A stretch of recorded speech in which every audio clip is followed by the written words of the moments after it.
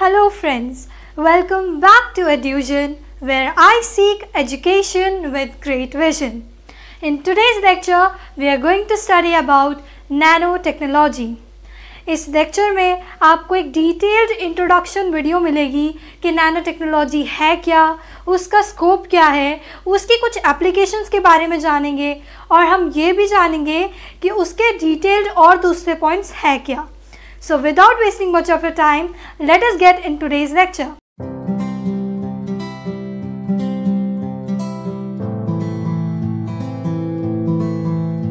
Nanotechnology. The word nano means extremely small. Nano word का मतलब होता है बहुत ही छोटा. बहुत means बहुत छोटा, जो कि हमें शायद नेकेड आइज से दिखाई भी ना दे, इतना छोटा होता है एक नैनो पार्टिकल. तो नैनो टेक्नोलॉजी क्या है? Nanotechnology and nanoscience are the study and application of extremely small things and can be used across all other science fields such as chemistry, biology, physics, material science and engineering.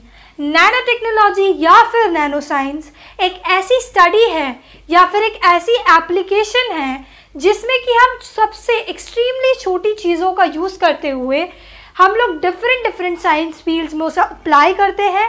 For what? For human welfare. जैसे कि अगर मैं आपको कुछ applications बताऊं, तो जैसे हम लोग दवाइयों का यूज़ करते हैं, हम मेड्स लेते हैं अपनी medicines and we just swallow it, है ना. हम लोग दवाई निकालते हैं, उसको खा लेते हैं और वो हमारे डाइजेस्टिव ट्रैक्ट में जाकर घुलती है, देन वो हमारे ब्लड स्ट्रीम में घुलती है और फिर टारगेट ऑर्गन पे जाकर रिएक्ट करती है या फिर एक्ट करती है, उस पर काम करना शुरू करती है.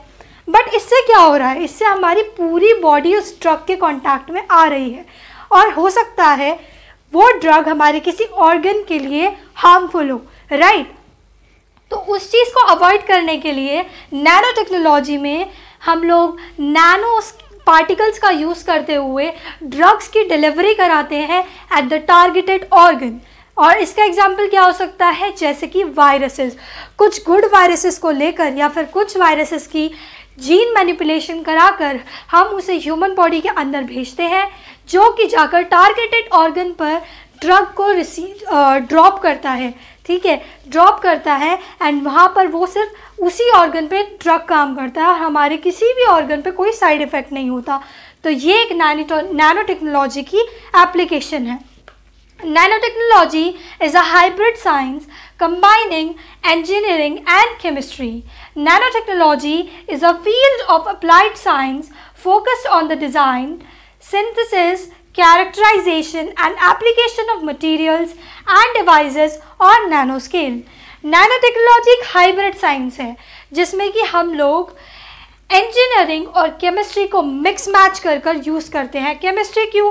केमिस्ट्री में बहुत सारे केमिकल्स होते हैं, मेटल्स होते हैं और मेटल्स, केमिकल्स हमारे हर जगह पर यूज़ होते हैं, हर एक इंडस्ट्री में, चाहे फिर वो मेडिकल इंडस्ट्री हो, चाहे फिर वो इंजीनियरिंग हो, हर जगह पर केमिकल्स का यूज़ किया ही जाता है टू मेक डिज़ायर्ड प्रोडक्ट्स. तो इंजीनियरिंग मतलब टेक्नोलॉजी का यूज़ करते हुए केमिस्ट्री के प्रोडक्ट्स को लगाकर हम एक हाइब्रिड साइंस का कंबाइन फॉर्मेशन की है, जो कि एक नैनो टेक्नोलॉजी के रूप में हमारे सामने आई है.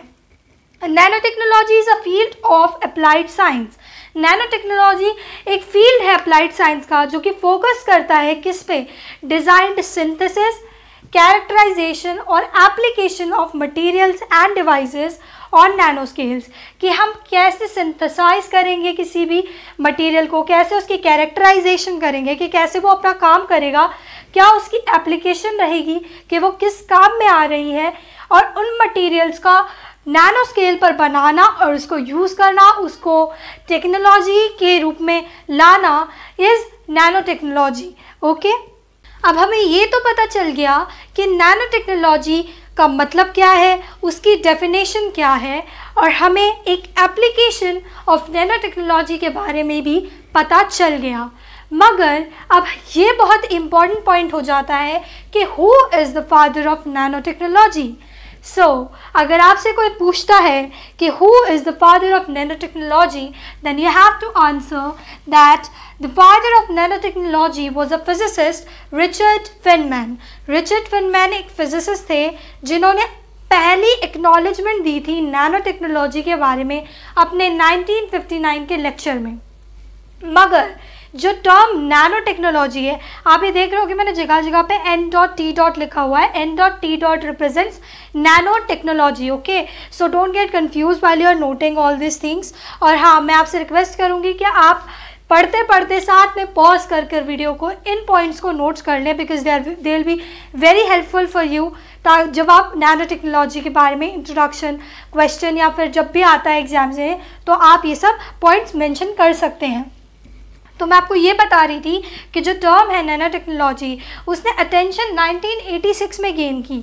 भले ही लेक्चर में नैनो टेक्नोलॉजी का इंट्रोडक्शन हो चुका था कि 1959 में, मगर नैनो टेक्नोलॉजी कब अटेंशन में आई, मतलब लोगों को इंटरेस्ट आने लगा कि भाई नैनो टेक्नोलॉजी करके भी कोई सब्जेक्ट है, हम इसके बारे में भी कुछ कर सकते हैं।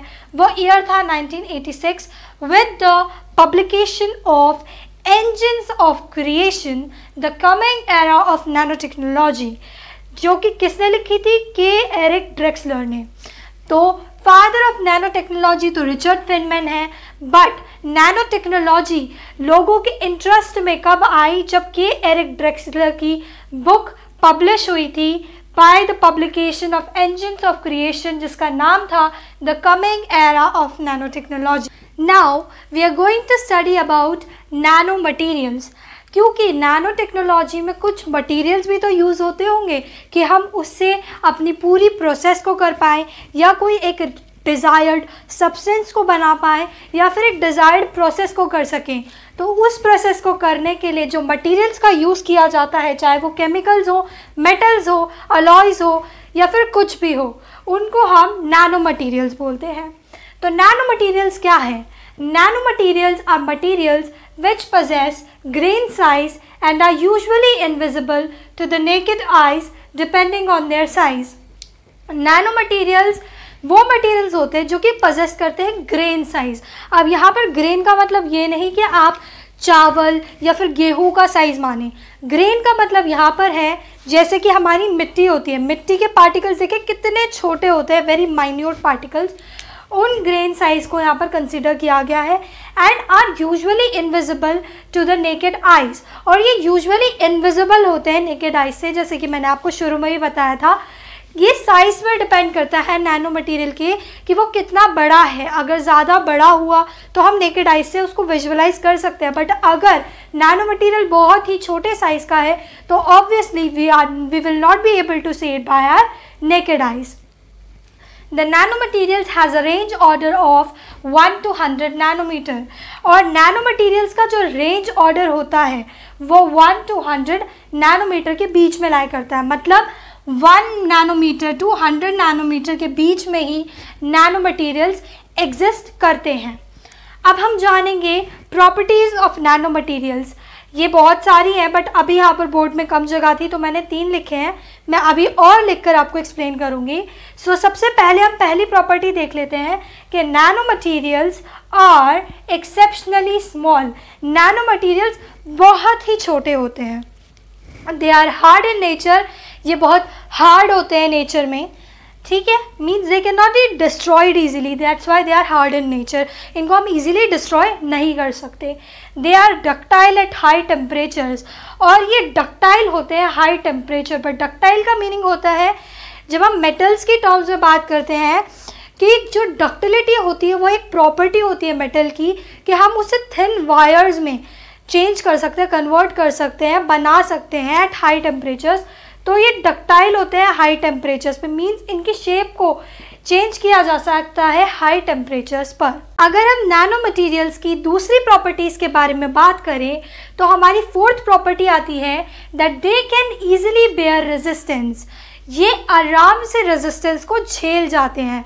मीन्स अगर आप इनको फिजिकली डैमेज करना चाहें, जैसे कि अगर आप हैमरिंग करें या फिर कुछ ऐसा करें जिससे ये रेजिस्टेंस फील करें, तो ये ईजिली उस चीज़ को बेयर कर जाते हैं।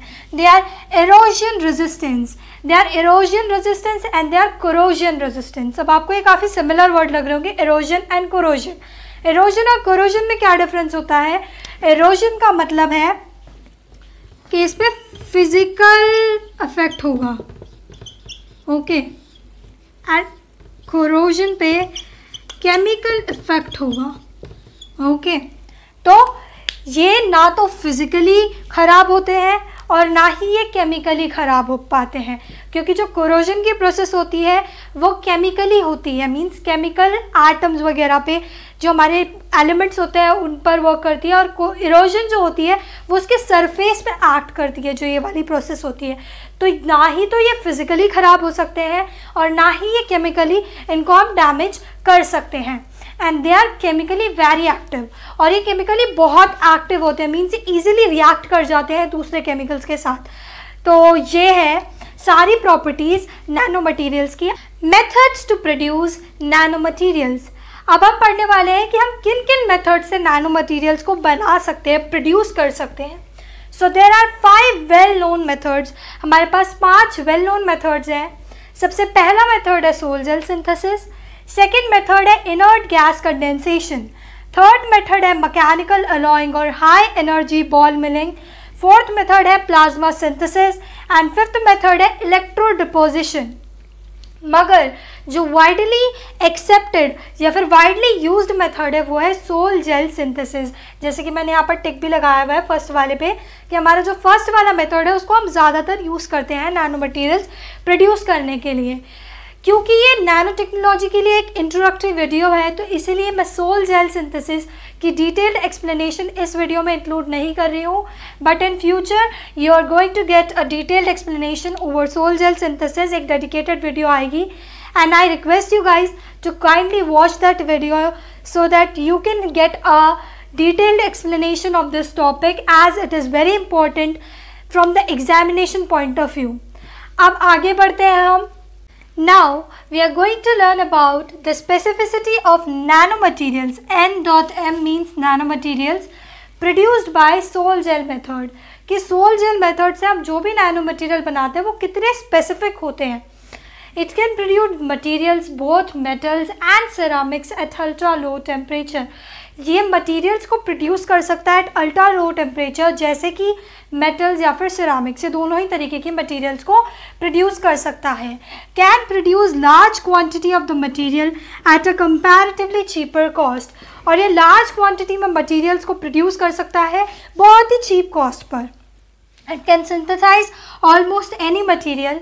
ये हर तरीके के मटीरियल को सिंथेसाइज कर सकता है। ऑलमोस्ट इसलिए बोला है कि मे बी कोई एक आधा मटीरियल ऐसा होता होगा जो सोल जेल सिंथेसिस मेथड से नहीं प्रोड्यूस हो पाता होगा। उसके लिए हम जो और मैंने टेक्निक्स लिखवाई थी वो यूज़ की जाती होंगी।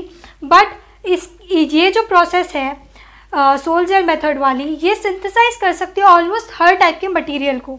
इट कैन को सिंथेसाइज 2 और मोर मटीरियल साइमल्टेनियसली। और ये इतनी स्पेसिफिक प्रोसेस होती है कि साइमल्टेनियसली 2 या 2 से ज़्यादा मटीरियल्स को एक साथ प्रोड्यूस कर सकती है। It can coat 1 or more material onto other material. ये एक या एक से ज़्यादा मटीरियल को दूसरे मटीरियल पे कोट कर सकती है।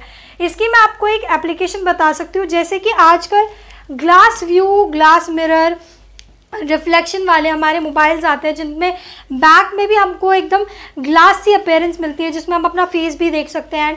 वो एक बिल्कुल स्लीक और शाइनी सी रिफ्लेक्टिव जो हमारी कोटिंग दी जाती है वो नैनो मटेरियल का यूज़ करते हुए दी जाती है। उस प्रोसेस में नैनो मटेरियल्स का यूज़ किया जाता है और उसी प्रोसेस को यहाँ पर बोला गया है कि it can coat 1 or more materials onto other material, कि ये एक से ज़्यादा मटेरियल को एक मटेरियल के ऊपर कोट कर सकती है। कोटिंग करने में ये बहुत अच्छी मेथड है। It can produce materials with ultra high purity that is of 99.99%। कि ये अल्ट्रा हाई प्योरिटी वाले मीन्स इसमें कोई भी कंटामिनेशन नहीं होगी किसी भी तरीके की। इतने प्योर मटेरियल्स को ये प्रोड्यूस करती है प्रोसेस जिसकी प्योरिटी कितनी होती है 99.99%, मीन्स ऑलमोस्ट 100% प्योर सब्सटेंस को ये क्रिएट कर पाता है ये मेथड हमारा। इसके आगे हम पढ़ेंगे एप्लीकेशंस ऑफ नैनो टेक्नोलॉजी। अब हम कुछ एप्लीकेशंस के बारे में पढ़ने वाले हैं नैनो टेक्नोलॉजी की, जैसे कि फर्स्ट एप्लीकेशन है एडवांस्ड इन डिजीज़ ट्रीटमेंट। नैनो टेक्नोलॉजी की हेल्प से हमने डिजीज़ ट्रीटमेंट में एडवांसमेंट की है, और मैंने आपको शुरुआत में ही बताया था जैसे कि हम ड्रग डिलीवरी के लिए वायरसेस के पार्टिकल्स या फिर वायरसेस का यूज़ करते हैं, तो एडवांसमेंट हुई है नैनो टेक्नोलॉजी की वजह से डिजीज़ ट्रीटमेंट में। बेटर डायग्नोस्टिक इक्विपमेंट्स, हमारे पास डायग्नोस्टिक इक्विपमेंट्स बेटर हुए हैं नैनो टेक्नोलॉजी की वजह से। जो हम डिज़ीज़ के डायग्नोसिस करते हैं उसकी बेटरमेंट में भी नैनो टेक्नोलॉजी में बहुत अच्छा काम किया है। Energy efficient products such as solar cells, और एनर्जी एफिशिएंट प्रोडक्ट्स बनाए जैसे कि सोलर सेल्स या फिर कुछ फ्यूल्स में भी इम्प्रूवमेंट हुई है नैनो टेक्नोलॉजी की हेल्प से। इम्प्रूवमेंट्स इन मैन्युफैक्चरिंग, मैन्युफैक्चरिंग जो इंडस्ट्री है जो कि डिफरेंट चीज़ें मैन्युफैक्चर करती है, जैसे कि मोबाइल फ़ोन्स हो गए, टेलीविजन हो गए, रेफ्रिजरेटर हो गए, इन सब की बॉडी को बहुत ही ज़्यादा ड्यूरेबल और जिसे कहते हैं स्ट्रॉन्ग बनाया है, ठीक है, नैनो टेक्नोलॉजी का यूज़ करते हुए। क्योंकि हम सोल जेल मेथड से, जैसे मैंने आपको बताया था, हम कोटिंग करते हैं फ़ोन्स के ऊपर to give it more durable strength and sleeky glass like look. तो वही चीज़ बताई गई है कि मैन्युफैक्चरिंग इंडस्ट्री में भी इम्प्रूवमेंट हुई है नैनो टेक्नोलॉजी की हेल्प से। तो ये थी एक इंट्रोडक्टरी क्लास नैनो टेक्नोलॉजी और उसकी एप्लीकेशंस, उसके बारे में, उसकी प्रॉपर्टीज़ के बारे में। आई होप आपको ये पूरा लेक्चर समझ आया होगा, एंड आई विश कि आप लोग आगे भी मुझे ऐसे ही सपोर्ट करेंगे, and I will surely improve the lighting and everything, because अभी थोड़ा इशू है लाइटिंग में, I know, but I will surely improve it in future, but I need your support for that. So kindly like, share and subscribe to my channel and hit the bell icon and never miss an update from Edusion. If you want the written notes for the following topic, then you can ping me on my email ID given in the description box. And if you have any queries regarding the topic, then you can ping me on my email ID, or you can leave your queries in the comment box below. And I'll see you guys in my next video. Until then, bye bye.